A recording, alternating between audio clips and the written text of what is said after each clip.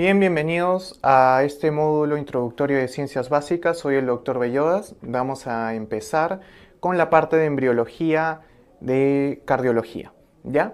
Entonces, empezamos.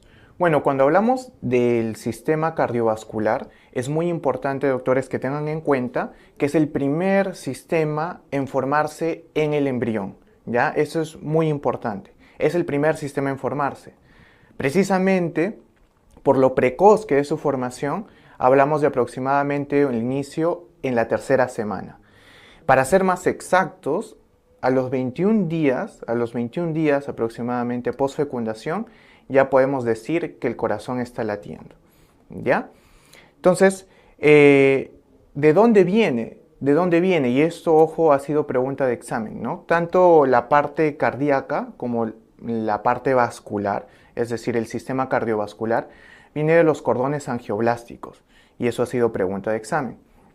Como les dije, es el primer sistema en formarse en el embrión, y vamos a ver de qué hojas viene, ¿no? El corazón viene del mesodermo. El corazón viene del mesodermo. Recuerden que había endodermo, ectodermo, mesodermo. Y en particular del mesodermo visceral, ¿ya? El mesodermo visceral va a ser la capa que va a dar origen al corazón. Sin embargo, los vasos sanguíneos, y me refiero a la capa más interna de los vasos sanguíneos, está su origen dado por el endodermo, ¿ya? Muy bien. Entonces acá vamos a empezar a ver estos gráficos. Vamos a ver que hay dos tubos cardíacos, que son los que les comenté un inicio, que cuando llegan los 21 días, ojo, 21 días post-fecundación, 21 días post-fecundación, podemos empezar a escuchar los latidos. ¿Por qué? Porque estos dos tubos cardíacos, derecho e izquierdo, se fusionan en un solo tubo que van a ver en la parte inferior, ¿ya? Esa fusión es la que le da esa vitalidad que podemos decir tiene el corazón, ¿no? Y lo que se puede observar en un primer momento en las ecografías, ¿no? Cuando vemos los latidos cardíacos fetales, ¿no? Muy bien. Entonces, vamos a ver las partes ya de este tubo cardíaco cuando está fusionado, ¿no? La parte más superior es el cono aórtico, que va a dar origen a los arcos aórticos, que vamos a ver más adelante. La parte inferior va a ser el bulbo cardíaco,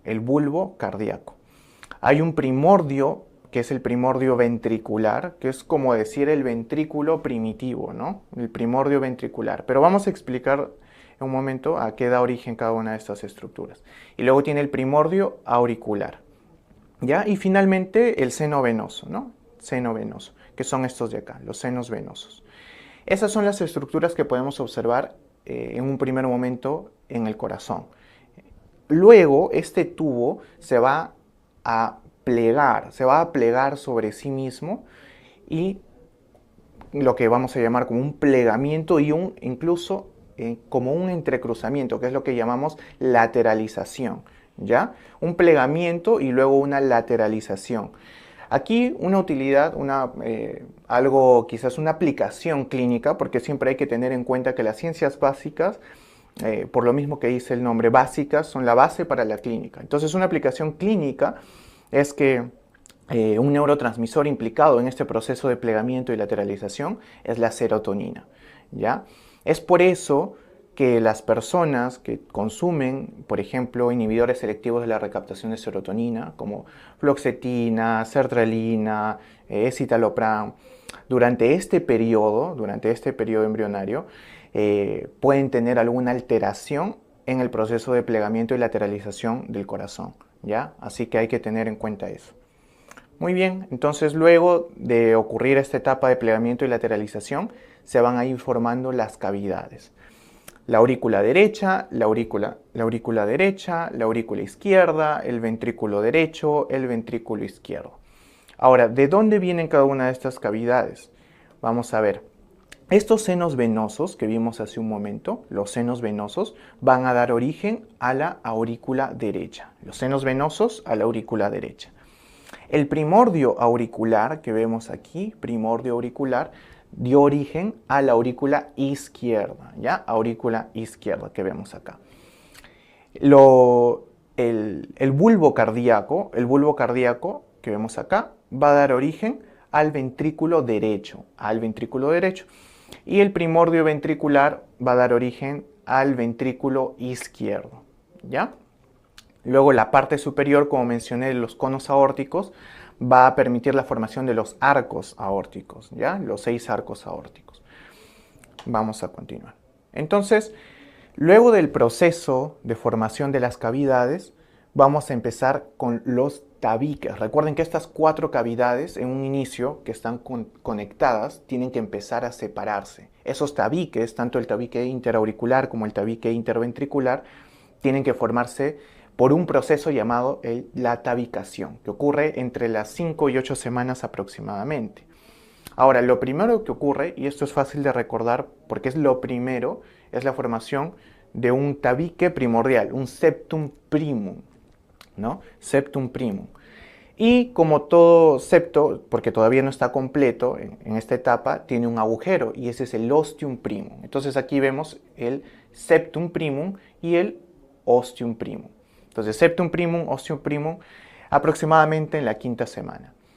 Y en esta primera etapa luego se pasa a una más avanzada en que tenemos lo segundo. Por eso se llama ostium secundum y septum secundum. Ostium secundum y septum secundum. Ya aquí está tapado, pero dice septum secundum, ostium secundum, ¿no? Aquí está. Septum secundum, ostium secundum. La aplicación clínica de esto, que es muy importante también tener en cuenta la fase de tabicamiento, por ejemplo, es que una de las anomalías congénitas, en realidad la cardiopatía congénita más frecuente en los recién nacidos es el CIB, que es la comunicación interventricular, ¿no? Recuerdan, característico por un soplo sistólico o un soplo pansistólico, ¿no? En la cual no se forma el tabique interventricular. Y en el caso de las aurículas, por ejemplo, la comunicación interauricular, la forma más frecuente es la forma de ostium secundum. Esa es la forma más frecuente de CIA. Y recuerden que clínicamente el CIA se caracteriza por un desdoblamiento fijo del segundo ruido cardíaco, ¿no? Esa quizás podría ser una aplicación clínica a esta parte embriológica. Ahora, recuerden que el foramen oval, doctores, en la circulación fetal, comunica la aurícula derecha con la aurícula izquierda, porque recuerden que la circulación en el feto va de la aurícula del sistema derecho al sistema izquierdo. En el momento del nacimiento, cuando sale el recién nacido, se activa la acción de los pulmones, las resistencias, o mejor dicho, las presiones pulmonares empiezan a disminuir. Esa disminución hace que de aquí, de la aurícula izquierda, el flujo pase hacia el lado derecho. Y es ahí que se empieza a cerrar el foramen oval, lo que deja una pequeña fosita que es la fosa oval. Ojo, el foramen oval en el feto era la comunicación entre la aurícula derecha y la aurícula izquierda. Ha sido pregunta de examen. Todo lo que está resaltado con amarillo ha sido pregunta de examen. Entonces hay que hacer mayor hincapié en eso porque a veces las preguntas se pueden repetir. Otro aspecto importante en todo este proceso de tabicamiento es que además hay unas estructuras que son estas de los costados, que son las almohadillas o cojinetes cardíacos que van a dar origen a las válvulas aurículo-ventriculares. En el lado derecho, recuerden, la válvula tricúspide y en el lado izquierdo, la válvula mitral. Muy bien. Finalmente, vamos a pasar a esa porción que dijimos más superior, que era la de los arcos aórticos, ¿ya? Los arcos aórticos, que son 6 principalmente, vamos a ver, los arcos aórticos van a dar origen sobre todo a estructuras arteriales, ¿ya? Por ejemplo, el primer arco aórtico va a dar origen a la arteria maxilar, El segundo arco aórtico se pueden acordar así. El primer arco aórtico, una arteria, y el segundo arco aórtico, 2 arterias, ¿no? Arteria ioidea y arteria estapedia. Segundo arco, arteria ioidea y arteria estapedia. Y por ejemplo, una forma de recordar el tercer arco es, como es 3, arteria carótida común, ¿no? Arteria carótida común, 3 palabras, ¿no? Arteria carótida común, también llamada arteria carótida primitiva. Ha sido pregunta de examen también, así que hay que tenerlo en cuenta. El cuarto arco aórtico va a dar origen a esta porción que es el callado de la aorta y a la arteria subclavia derecha, es decir, a lo que está de morado, ¿no? Arteria subclavia derecha y callado de la aorta. El quinto arco aórtico va a degenerar, no va a dar origen a ninguna estructura, degenera completamente, ¿ya? Y el sexto arco aórtico va a dar origen al conducto arterioso, que recuerden que comunica la aorta con la pulmonar, y al tronco de la arteria pulmonar, ¿no? El sexto arco aórtico. Entonces, en este esquema podemos ver tercer, cuarto, quinto arcos aórticos, ¿ya?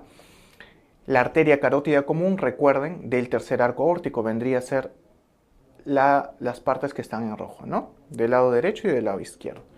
Luego la arteria subclavia derecha, lo morado con el callado de la aorta, recuerden que viene del cuarto arco aórtico, ¿ya? El conducto arterioso, que vendría a ser este de acá, ¿no? Este de acá, va a ser originado por el sexto arco aórtico. Muy bien. Entonces, gracias por su atención. Eso sería con respecto a embriología del aparato cardiovascular. Muchas gracias.